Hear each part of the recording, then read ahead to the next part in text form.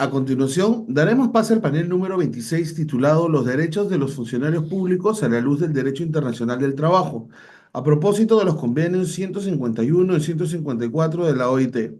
Agradecemos la participación de los doctores Flor Espinosa, Gabriel Celis Danziger, Eduardo Marcos Martínez y Carolina Gara Durán. Muchas gracias. Le cedemos el uso de la palabra a la doctora Carolina Gala Durán, que nos hará el honor de moderar el panel. La doctora Gala es catedrática de Derecho de Trabajo y de la Seguridad Social, coordinadora del Máster Universitario en Derechos Sociales en la Universidad Autónoma de Barcelona. Adelante, doctora. Muchas gracias. Buenas tardes, buenas noches a todos. En primer lugar, quiero agradecer la invitación que me hicieron llegar para participar como moderadora en esta mesa y poder participar en este interesantísimo congreso que se ha organizado.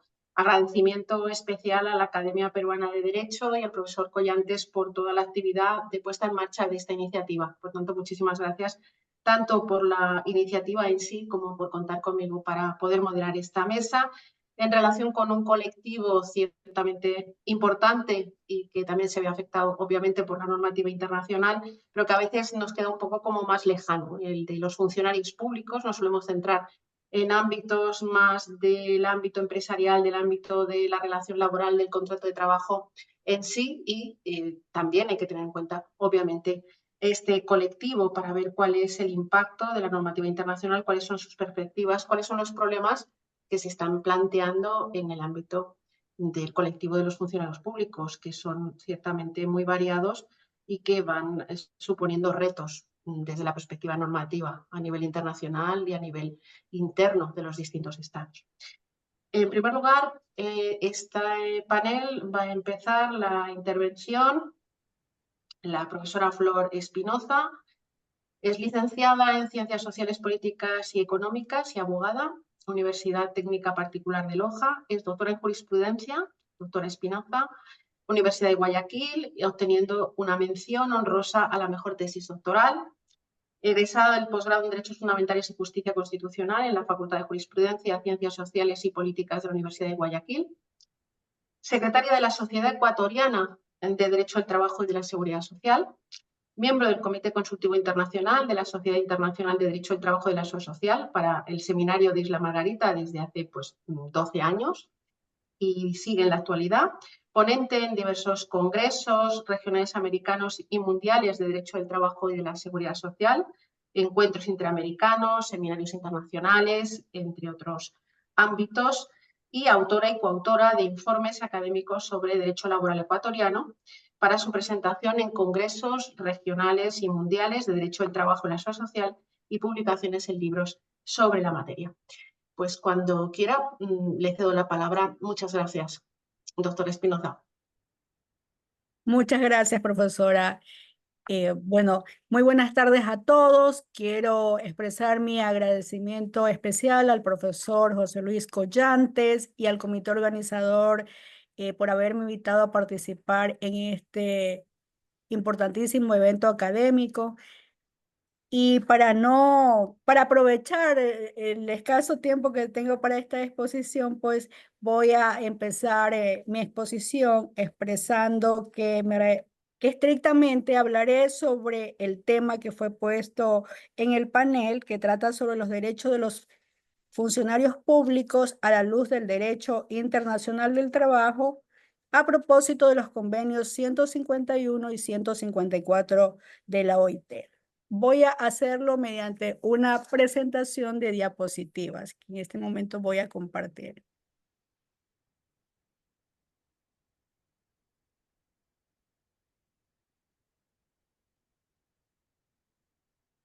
En mi país, en el Ecuador, la Carta Magna, la Constitución del año 2008, en el artículo 229, no habla de funcionarios públicos, sino que se refiere a los servidores públicos, expresando que serán servidoras o servidores públicos todas aquellas personas que en cualquier forma o a cualquier título trabajen, presten servicios o ejerzan un cargo, función o dignidad dentro del sector público.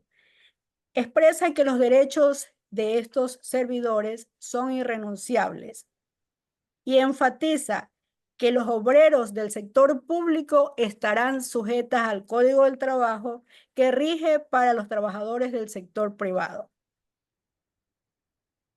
El sector público en el Ecuador, de acuerdo con el artículo 225 de la Carta Magna, establece qué comprende el sector público. En el numeral 1 dice que forman parte de este sector público los organismos y dependencias de las funciones ejecutiva, legislativa, judicial, electoral y de transparencia y control social. En el numeral 2 menciona las entidades que integran el régimen autónomo descentralizado.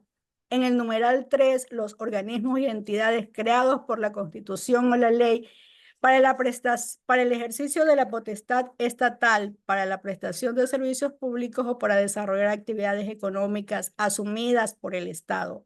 Y en cuarto lugar, las personas jurídicas creadas por acto normativo de los gobiernos autónomos descentralizados para la prestación de servicios públicos.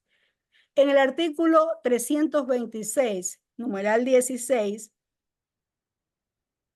ratificando lo expresamente anotado en el artículo 229 de la Constitución, dice que el derecho al trabajo se sustenta en los siguientes principios.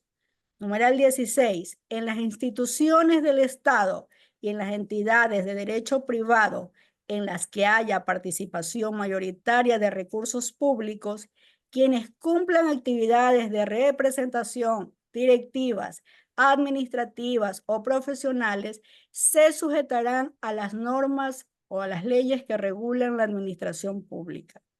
Aquellos que no se encuentran en esta categorización están amparados por el Código del Trabajo, entiéndase los obreros. Ya entrando en materia sobre el tema específico, si Ecuador ha ratificado estos convenios, el 154 y 154 de la OIT, es necesario destacar que Ecuador, de los 191 convenios de la OIT, ha ratificado 62. Pero precisamente estos convenios, el 151, que trata sobre la protección del derecho de sindicalización y los procedimientos para determinar las condiciones de empleo en la administración pública, así como el convenio 154 de la OIT, que trata sobre el fomento de la negociación colectiva, no han sido ratificados por el Ecuador. Sin embargo, es necesario también destacar que estos dos convenios que no han sido ratificados guardan íntima relación con los convenios 87, que tratan sobre la libertad sindical y la protección del derecho de sindicalización, y el convenio 98, que trata sobre el derecho de sindicación y de negociación colectiva. Estos sí han sido ratificados por el Ecuador. Y entonces se preguntarán, bueno, si el Ecuador no ha ratificado los convenios 151 y 154, ¿aquí se acabó la exposición? No, señores. Nuestra Constitución de la República constituye el documento más importante. Contiene prácticamente todos los derechos establecidos en los convenios y tratados internacionales de derechos humanos suscritos por el Ecuador, incluidos los de materia laboral, porque justamente existe una relación estrecha de los derechos humanos con los derechos de los trabajadores, cuya actividad es universal para todos los seres humanos dentro de las diversas características y tipicidades del trabajo. Es así que más adelante, en las próximas diapositivas, voy a citar las normas constitucionales que tratan sobre el derecho internacional de derechos humanos que están en nuestra Constitución. El título segundo, que trata de los derechos, en su capítulo primero, Principios de aplicación de los derechos humanos, podemos apreciar que en el numeral tercero del artículo 11, dice que los derechos y garantías establecidos en la Constitución y en los instrumentos internacionales de derechos humanos serán de directa e inmediata aplicación por y ante cualquiera servidora o servidor público, administrativo o judicial, de oficio o a partición de parte. El numeral 7 dice que el reconocimiento de los derechos y garantías establecidos en la Constitución y en los instrumentos internacionales de derechos humanos no excluirá los demás derechos derivados de la dignidad de las personas, de las comunidades y pueblos y nacionalidades. Y en el numeral 8 expresa que el contenido de los derechos se desarrollará de manera progresiva a través de las normas, la jurisprudencia y las políticas públicas. En el título 8 sobre las relaciones internacionales, capítulo 2, tratados e instrumentos internacionales, el artículo 417 expresa que los tratados internacionales ratificados por el Ecuador se sujetarán a lo establecido en la Constitución. Y en el caso de los tratados y otros instrumentos internacionales de derechos humanos, se aplicarán los principios pro ser humano, de no restricción de derechos, de aplicabilidad directa y de cláusula abierta establecidos en la Constitución. El título 9 trata de la supremacía de la Constitución y en su capítulo 1, principios, el artículo 424 dice: la Constitución es la norma suprema y prevalece sobre cualquiera otra del ordenamiento jurídico. La Constitución y los tratados internacionales de derechos humanos ratificados por el Ecuador que reconozcan derechos más favorables a los contenidos en la Constitución prevalecerán sobre cualquier otra norma jurídica o acto del poder público. Y el artículo 425, que trata del ordenamiento jurídico de aplicación de las normas, del orden jerárquico, de aplicación de las normas, establece que la Constitución ocupa el primer lugar y en segundo lugar los tratados y convenios internacionales. Luego de esta viene un sinnúmero de leyes, leyes orgánicas, leyes especiales, etc. El artículo 426 de la misma norma constitucional dice que todas las personas, autoridades e instituciones están sujetas a la Constitución. Las juezas y jueces, las autoridades administrativas y servidoras y servidores públicos aplicarán directamente las normas constitucionales y las previstas en los instrumentos internacionales de derechos humanos, siempre que sean más favorables a las establecidas en la Constitución. Los derechos consagrados en la Constitución y en los instrumentos internacionales de derechos humanos serán de inmediato cumplimiento y aplicación. Como ustedes podrán ver, nuestra Constitución le da un sitial muy importante a los derechos humanos. Y en muchos artículos de ella, pues, se remite a ellos. A continuación presentaremos un cuadro un poco comparativo sobre los convenios que ha ratificado el Ecuador. Los 8 más importantes, los que fueron motivo de la declaración del año 1998 por la OIT.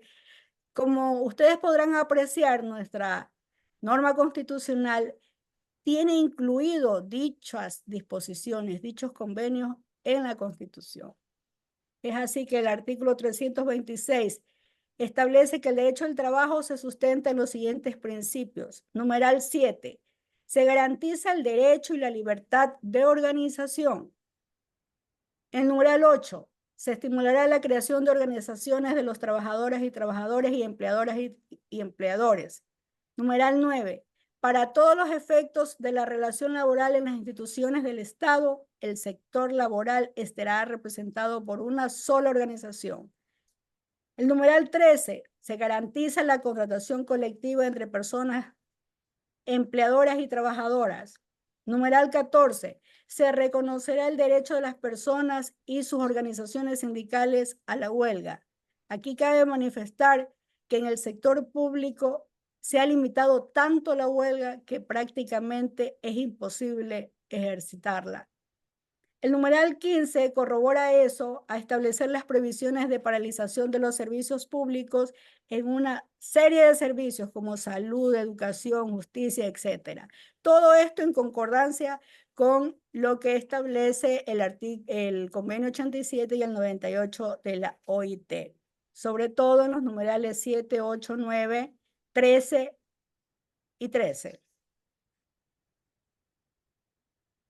El artículo 66 de la Carta Magna reconoce y garantiza a las personas en su numeral 17 el derecho a la libertad del trabajo y establece que nadie será obligado a realizar un trabajo gratuito o forzoso.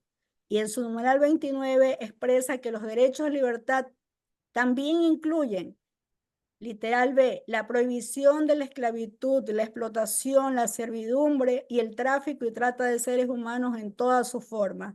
Esto en concordancia con los convenios 29 y 105, que en su orden tratan sobre el trabajo forzoso y la abolición del trabajo forzoso. El artículo 46 de la Constitución expresa que el Estado adoptará medidas que aseguren a los niños, niñas y adolescentes, y en su numeral 2 dice que se prohíbe el trabajo de menores de 15 años y se implementarán políticas de erradicación progresiva del trabajo infantil. Esto en concordancia con el convenio 138 y 182 que tratan en su orden de la edad mínima para el trabajo y sobre las peores formas de trabajo infantil. El artículo 13 de la Constitución establece los deberes primordiales del Estado y garantiza el efectivo goce de dichos derechos sin discriminación. Lo mismo hace el artículo 11 en su numeral 12, numeral 2, que dice que todas las personas son iguales y gozarán de los mismos derechos, deberes y oportunidades. Nadie podrá ser discriminado por diferentes razones que están enunciadas en la diapositiva y que son concordantes con el convenio 100 que trata de la igualdad de remuneración y el convenio 111 sobre la discriminación en el empleo y ocupación. Los siguientes enunciados de la Constitución también tienen concordancia con estos dos convenios que acabo de indicar, del 100 y el 111. Es así que el artículo 46, en su numeral 7, dice: el Estado adoptará las siguientes medidas que aseguran a los niños y adolescentes. 7. Protección frente a la discriminación racial o de género. El artículo 48 dice que el Estado adoptará a favor de las personas con discapacidad medidas que aseguren, numeral 7, la ley sancionará el abandono de estas personas y los actos que incurran en cualquier forma de abuso, trato inhumano o degradante y discriminación por razón de la discapacidad.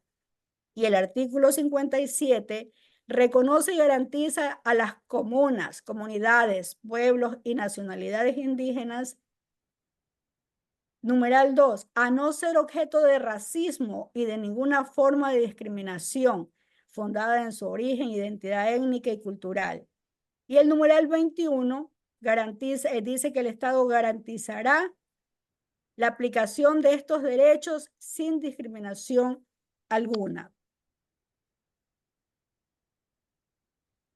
Continuamos, y el artículo 66 de la Constitución en su numeral 4 dice que se reconoce y garantiza a las personas el derecho a la igualdad formal, la igualdad material y no discriminación.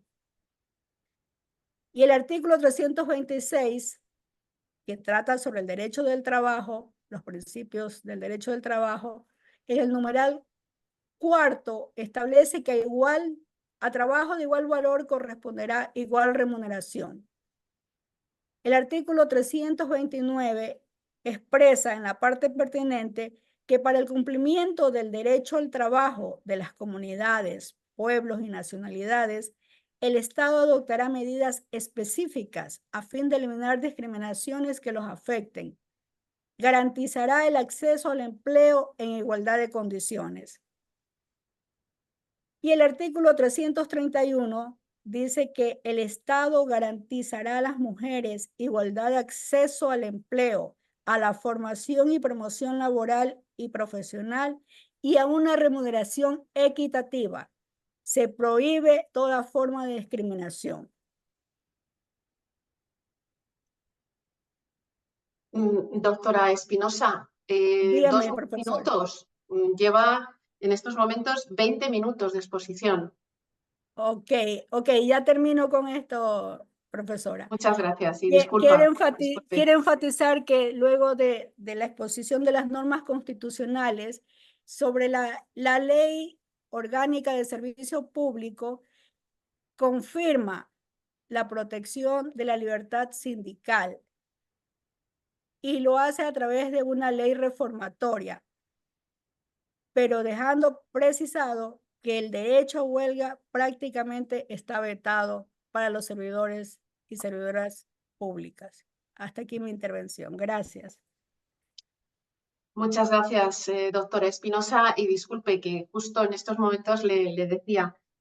Y además ha planteado temas muy interesantes, justo en lo que refería y ha señalado antes en su exposición que el derecho de huelga está muy limitado o casi excluido en el caso de los funcionarios públicos, a pesar de la normativa internacional y la importancia que tiene el derecho de huelga como medida para garantizar condiciones laborales dignas, ¿no? Eso es algo que ciertamente es muy discutible. Y también el elemento que ha puesto de referencia, que es el que la Constitución sirva de base para reforzar la importancia que tienen las normas internacionales en general y que se lleguen a aplicar de verdad en el ámbito interno de los Estados. Yo creo que esa es una cuestión a nivel mundial y que se manifiesta en todos los países. Y un último elemento que me ha parecido muy relevante y creo que también se da en todos los países es la dificultad de definir qué es un funcionario público o qué es un servidor público, porque en cada país tiene una regulación diferente laboral de funcionario público con mayor protección e incluso figuras mixtas, ¿no? Con lo cual esa diversidad de definición de lo que es un servidor público. Por tanto, felicidades, ha sido muy interesante su intervención. Paso la palabra al doctor Gabriel Celis Danzinger, que es abogado, magíster en Derecho, convención en Derecho Público por la Universidad de Chile, postítulo en Derecho Constitucional y cursos de especialización en diversas universidades españolas y latinoamericanas y autor de numerosas publicaciones, principalmente en el ámbito del derecho administrativo.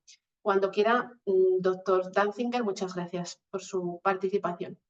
Muchísimas gracias por la invitación, por la amplia presentación.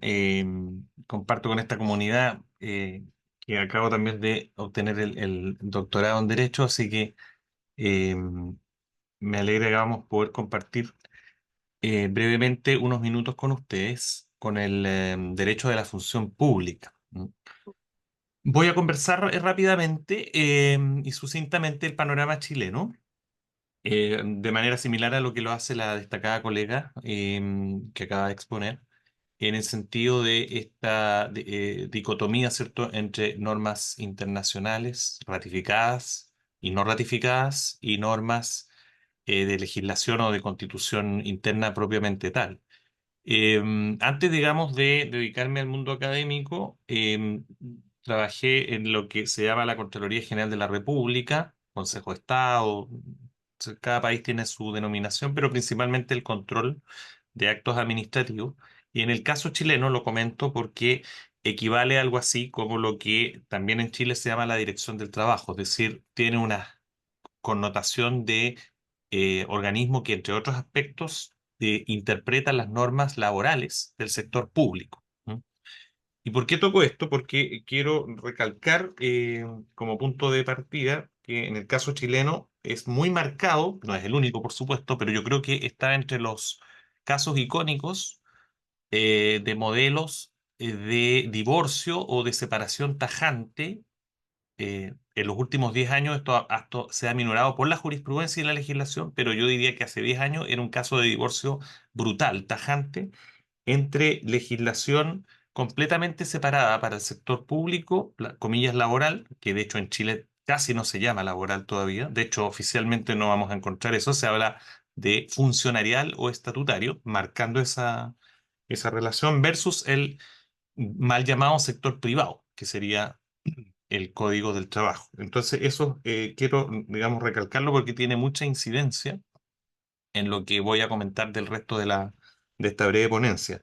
En el caso de los trabajadores del sector privado, rige el Código del Trabajo con algunas diferencias, algunos contratos especiales, etcétera, pero es un solo sistema, ¿no? A lo más hay diferencias en los contratos individuales de trabajo, por ejemplo, para deportistas, o sea, casos muy puntuales, pero es un solo, todo.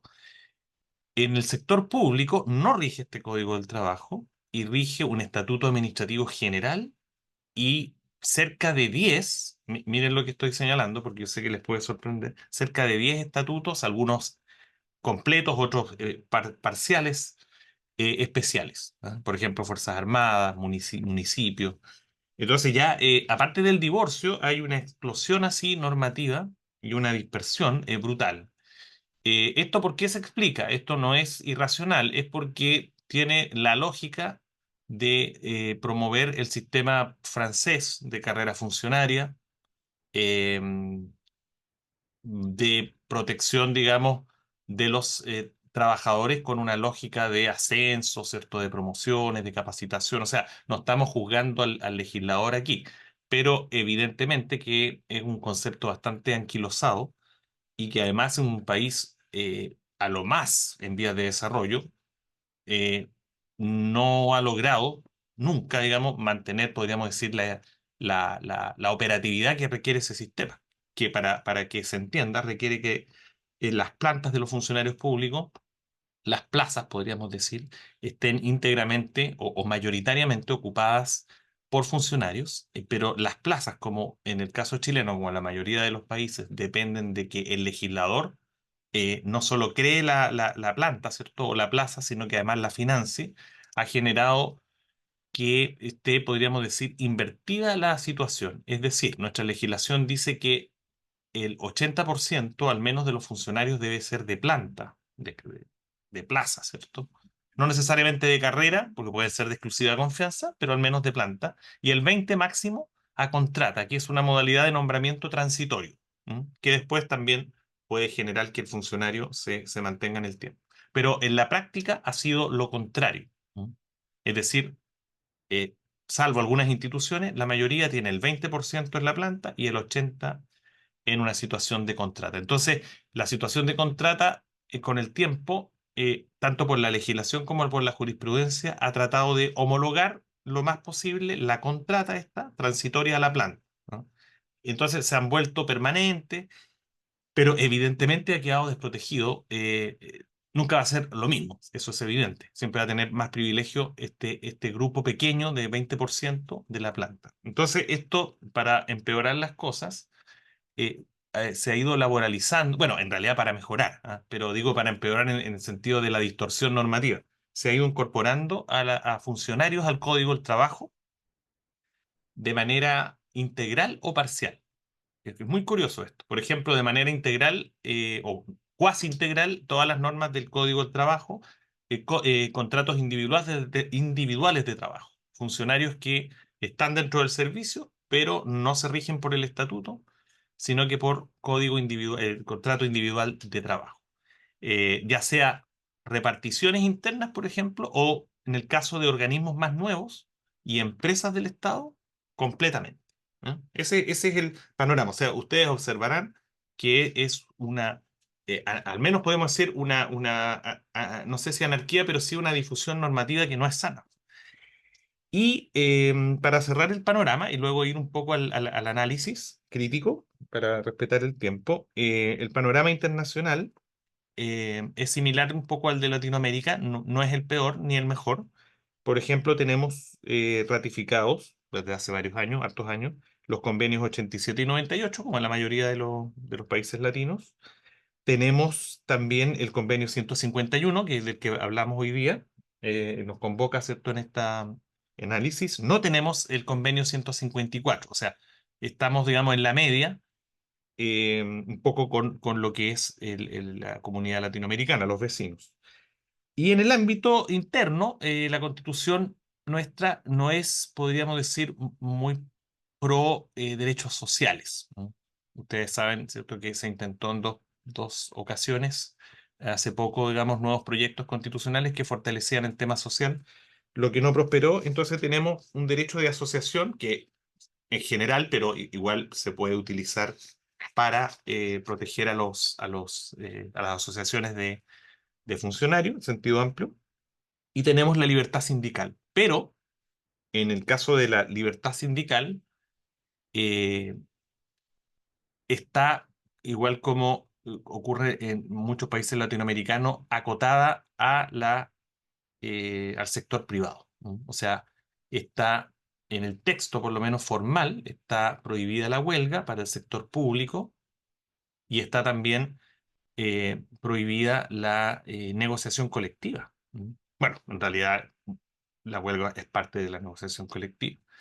Y la sindicación incluso como actividad sindical, y eso es lo que quiero comentar, que el segundo punto interesante, la segunda parte de la ponencia, es que el aspecto sindical, en el sentido de la asociatividad de los funcionarios, tiene un híbrido. Me explico. Tenemos nuestro código del trabajo que les comentaba, que es aplicable al sector privado, pero que en el sector público no es aplicable, solo se aplica el contrato individual del trabajo en algunos grupos, ¿no?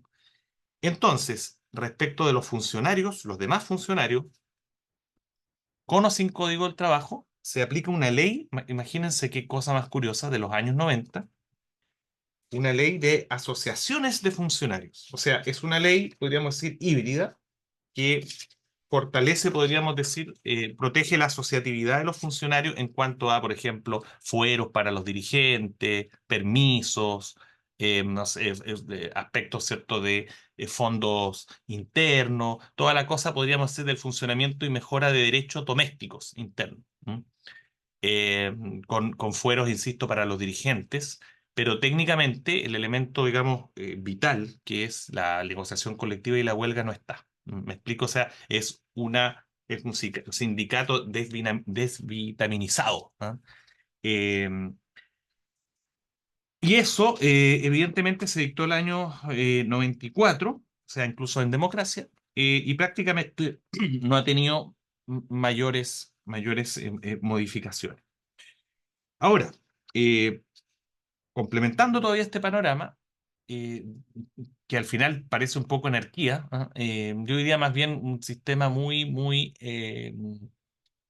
discriminatorio, en el sentido de que no se justifica la cantidad de diferencias, ¿cierto? Y la intensidad de todas estas diferencias, eh, cuando sabemos que en lo esencial son todos trabajadores con ciertos matices. En la última diferenciación adicional a todo lo que ya he dicho, eh, es que en el sector público, lo que se llaman empresas del Estado, en el caso chileno, cuando hablamos de empresas del Estado, son servicios públicos, nosotros lo llamamos descentralizados, o sea, no dependen del Ejecutivo, ¿m? Pero son servicios públicos completamente entendidos, ¿ah? Funcionarios públicos los que trabajan ahí. Ese tipo de funcionarios, todos están sujetos por el Código del Trabajo, ¿ok? Pero en cuanto a lo que llamaríamos el derecho individual, o sea, tienen contratos individuales de trabajo, pero están limitados también en sus derechos sindicales, ¿no? También. Pero, y con esto voy cerrando y después hago algunas conclusiones para cerrar el panorama. Eh, Además de esto, hay unos matices. Son alrededor de 20 estas empresas públicas que tenemos en nuestro país, pero ni siquiera, podríamos decir, o sea, todas tienen limitado el aspecto sindical, pero ni siquiera son digamos, completamente uniformes en su regulación. ¿Por qué? Porque todos estos funcionarios de empresas públicas están regulados por el contrato individual de trabajo. En principio, no pueden desarrollar actividades de negociación colectiva o de huelga, pero atención aquí, eh, la mayoría puede afiliarse a sindicatos, fíjense qué curioso. Algunos no pueden, o sea, ocupan estas asociaciones de funcionarios que les decía yo, intermedias. Y hay un caso, que es la empresa, podríamos decirlo en términos más coloquiales, más potente, que es la de minería, Codelco, que sí tiene, miren qué curioso esto, que sí tiene negociación colectiva, huelga, ¿cierto? Incluso con los derechos respectivos. em, que ninguna de las otras empresas los tiene. O sea, hay una empresa del Estado que es tan empresa como las otras, desde el punto de vista organizativo y de sus funcionarios no tiene ninguna diferencia y que prácticamente tendría la totalidad, digamos, de los derechos del mal llamado sector privado. Ese es el panorama, eh, yo lo diría, ¿cierto? No sé, difuso, de un divorcio, digamos, y de una eh, delimitación múltiple, digamos, de distintas disciplinas. ¿M?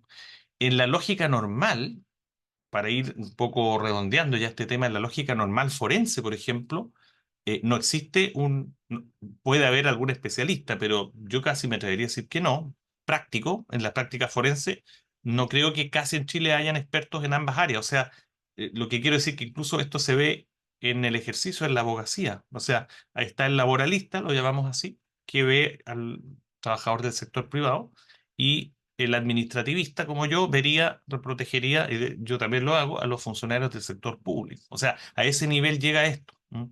Y también en la doctrina. ¿No? Ahora está habiendo recién, en los últimos años, un poco de acercamiento, y de hecho estamos trabajando por primera vez un curso en el pregrado, ustedes deben conocer a una profesora chilena, Inés Rojas, Irene Rojas, perdón, que ve todos estos temas de la perspectiva, comillas, laboral, y estamos uniendo un poco ambos conceptos, pero es una cosa casi diríamos novedosa. ¿No?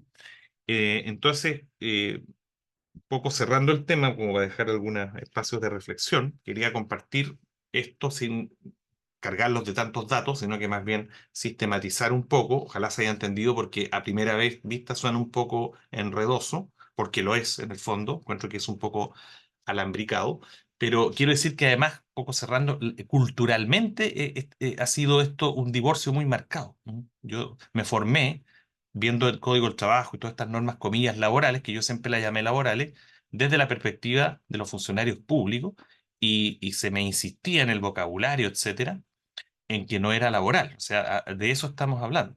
Insisto, hay toda una historia, yo no la critico y la entiendo, de que la carrera funcionaria tuviera un estatus distinto, pero en la práctica tampoco se ha logrado.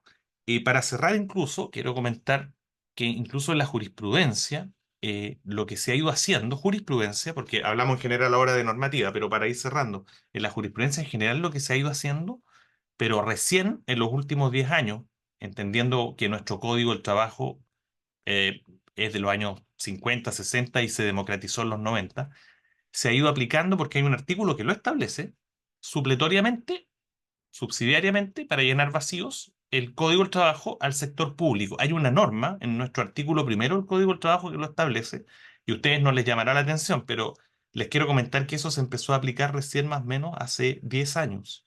O sea, antes estaba el artículo y la jurisprudencia o decía que no, o no la aplicaba, o hacía caso omiso. O sea, estando el artículo, se comentaba que no era aplicable, ¿m? Que no, esa remisión no era, o sea, no había culturalmente tampoco en la sociedad jurídica, esto desde el punto de vista doctrinario y también práctico, una comunicabilidad, podríamos decir, ¿m? Que hoy día, insisto, se está avanzando lentamente en ese tema. Y hay varios que estamos, yo ahora ya de la perspectiva eh, más académica, quiero seguir avanzando en ese tema. ¿No? He trabajado el tema de la función pública un poco descriptivo, pero creo que nosotros estamos en deuda, y quería compartir un poco este interesante fenómeno, y preocupante también, pero que creo que tiene solución habiendo voluntad, porque si ustedes se fijan igual, hay herramientas, hay normas que lo permite. Así que eso principalmente, es un análisis crítico, pero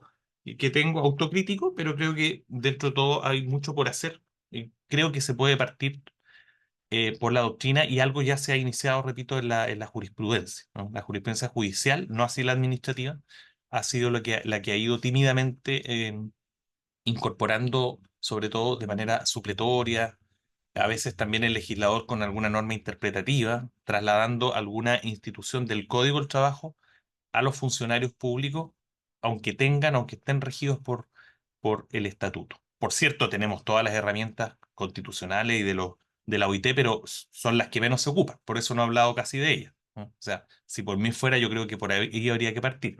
Pero en general tenemos una mentalidad masivamente, no es mi caso, pero en Chile masivamente legalista. Entonces, se ha ido tratando un poco de sortear esta dificultad más bien por las leyes, por el Código del Trabajo, que obviamente además es más garantista en la práctica que los estatutos. ¿No? Así que eso sería para no abusar del tiempo y agradecerles infinitamente haberme invitado a este espacio, comillas, de derecho del trabajo, que creo que también es parte de la función pública y de quienes estudiamos el derecho administrativo. Muchísimas gracias. Muchas gracias, doctor Gabriel Celis Danzinger. Felicidades también por el doctorado, felicidades también por la intervención. La verdad es que en mi caso en concreto, el ver esa dispersión normativa de situaciones, ¿no? El que haya una empresa a la que sí tienes derecho y en otra no, la verdad es que plantea pues en el fondo la duda, ¿no? De si lo mejor no es unificarlo todo, que tengan además todos los derechos. Yo sigo sin entender por qué los funcionarios en general no puedan tener ejercicio el derecho de huelga o el derecho a la negociación colectiva. Pero esa diversidad, esa dispersión normativa también nos lleva a esa pregunta. Igual lo mejor sería eliminar la duplicidad e incorporarlo todo en el ámbito laboral y que tengan también esos derechos de negociación colectiva, esos derechos de huelga, esos derechos colectivos que reconoce la normativa internacional a la que nos estamos refiriendo también en este panel, ¿no? Muchas gracias, muy, muy interesante. Muchas Paso gracias. la palabra al profesor Eduardo Marcos Martínez, que es profesor de Derecho Administrativo, es docente en Derecho Administrativo en la Universidad degli Studi Sociali Luis Guido Carli, doctorando en Derecho Administrativo y especialista en temas de función pública, organización administrativa y responsabilidad patrimonial de la administración pública. Se va a centrar en una cuestión más específica, pero que sin duda es trasladable por su problemática a todos los países que están participando en este congreso. Cuando quiera, tiene la palabra. Muchas gracias. Buenas noches desde Roma, buenas tardes desde Perú. Quisiera en primer lugar agradecer a la Academia Peruana y en particular a Jorge Collantes, que lo conocí en el Max Planck. He realizado un periodo de investigación en Max Planck en Heidelberg y ayer mismo aterricé en Roma, así que le quisiera agradecer por haberme involucrado en este maravilloso congreso que ha durado 3 días y he ido siguiendo paneles, los cuales no he parado de aprender y sobre todo en mis antecesores intento ser tributario con el tiempo porque creo que tenemos poco tiempo, son casi las 10 menos cuarto en España. Entonces, yo voy a hablar sobre una temática que desde hace unos 10 15 años está ocurriendo en Italia que se llama la burocracia defensiva. Es decir, la administración se defiende en Italia. Primero tenemos que partir desde la base de una definición no académica que es la burocracia defensiva. La burocracia defensiva, por ejemplo, la podemos trasladar en el ámbito académico cuando un profesor pone un examen y el alumno saca un 4,9. Un 4,9 sabe el profesor que el alumno irá a reclamarle a ver si puede subir al 5, que es pasar el examen o no pasarlo. Entonces, la burocracia defensiva sería evitar que haya un 4,9 para evitar reclamaciones. Eso es la burocracia defensiva. Ahora, a nivel de función pública, tenemos que primero partir de la Constitución italiana, el artículo 107, que leo literal, son los empleados de las administraciones públicas están al servicio de la República.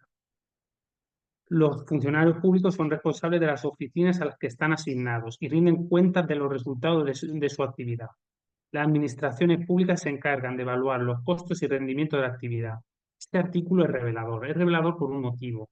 Si lo analizamos párrafo por párrafo, vemos cómo Primero, los funcionarios públicos son responsables de las oficinas. Aquí ya se habla de un principio de responsabilidad por la gestión de la oficina y rinden cuenta de los resultados.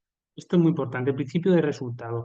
La administración pública italiana, a raíz de la crisis económica de 2008 y con la reforma que hubo en 2012, se instaura el principio de resultado, que es que la administración pública debe llegar a los resultados obtenidos por todos los medios. Es un poco maquiavélico, ¿no?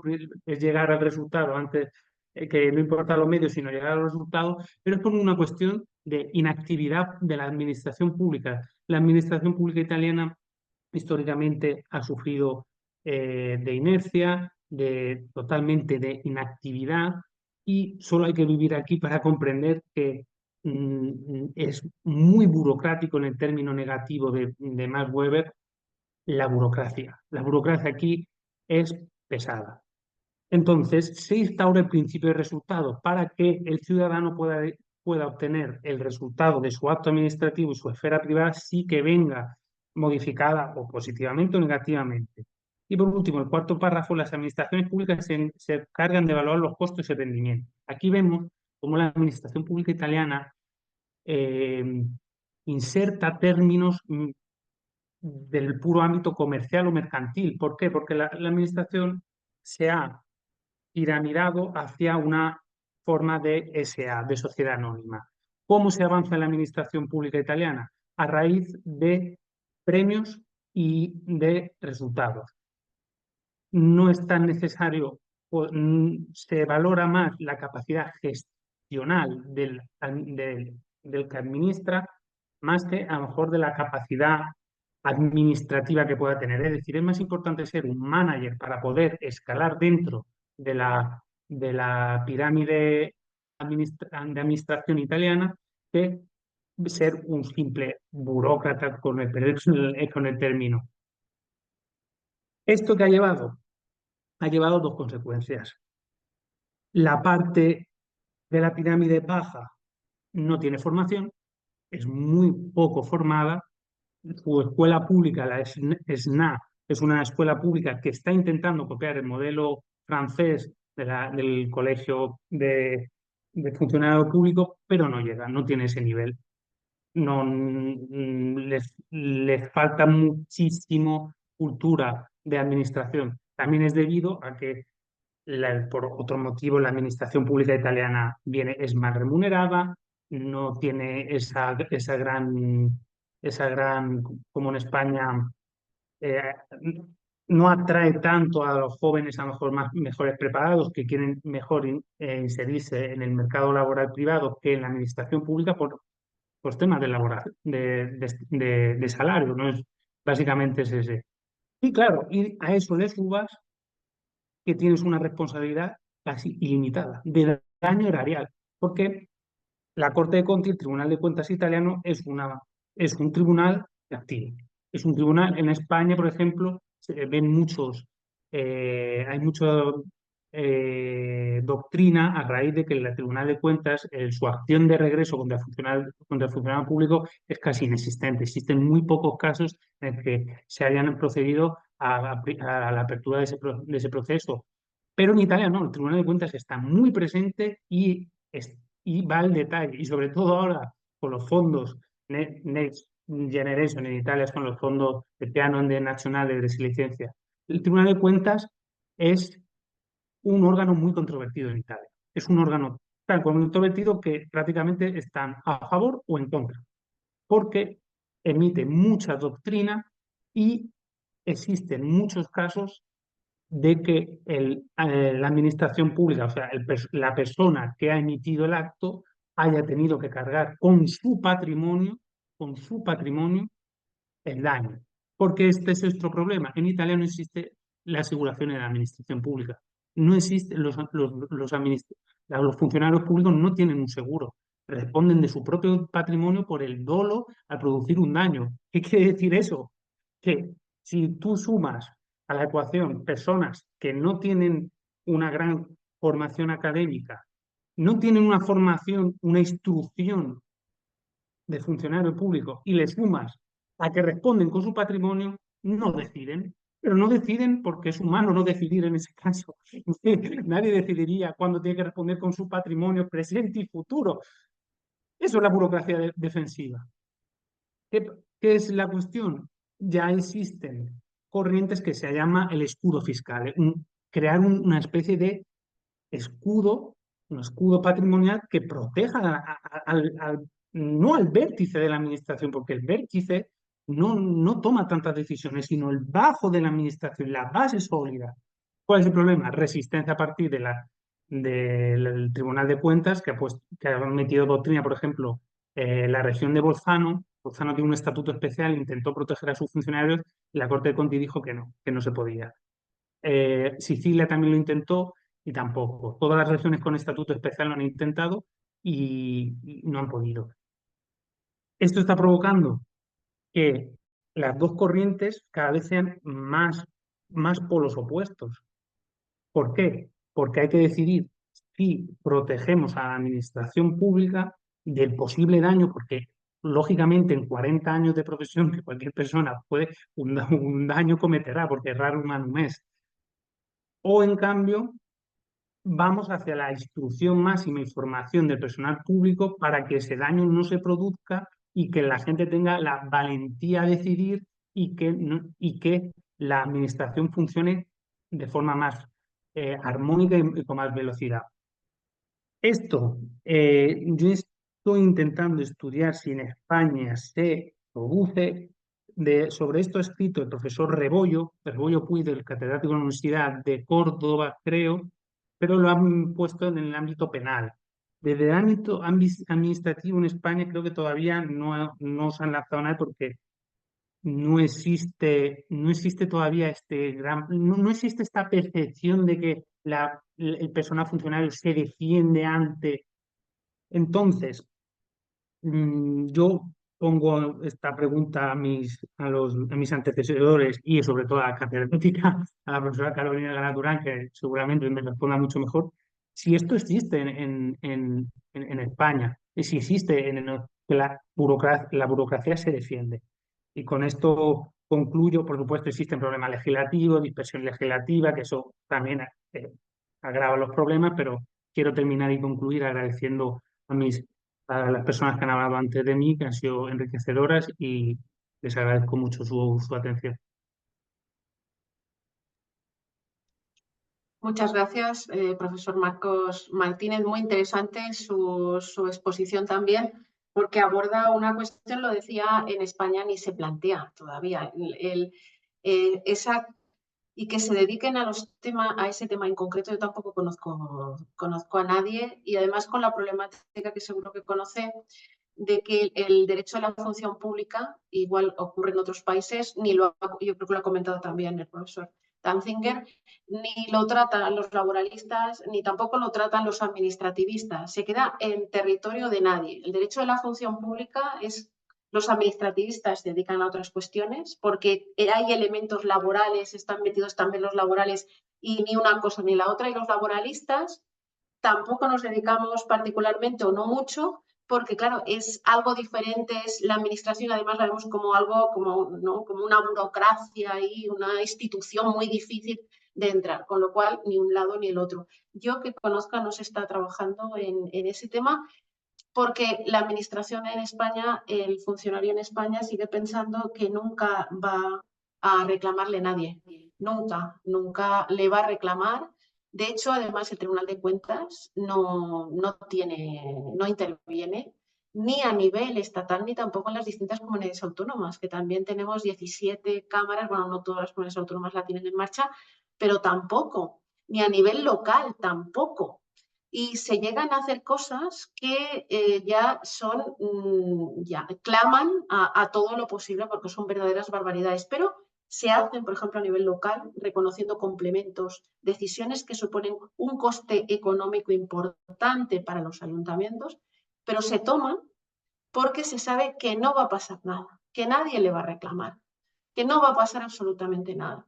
Con lo cual, como no hay la responsabilidad patrimonial, que seguro que lo ha estudiado, se exige muy pocas veces, en el caso de España, en casos muy puntuales, siempre la administración está ahí y, por tanto, no hace falta defenderse.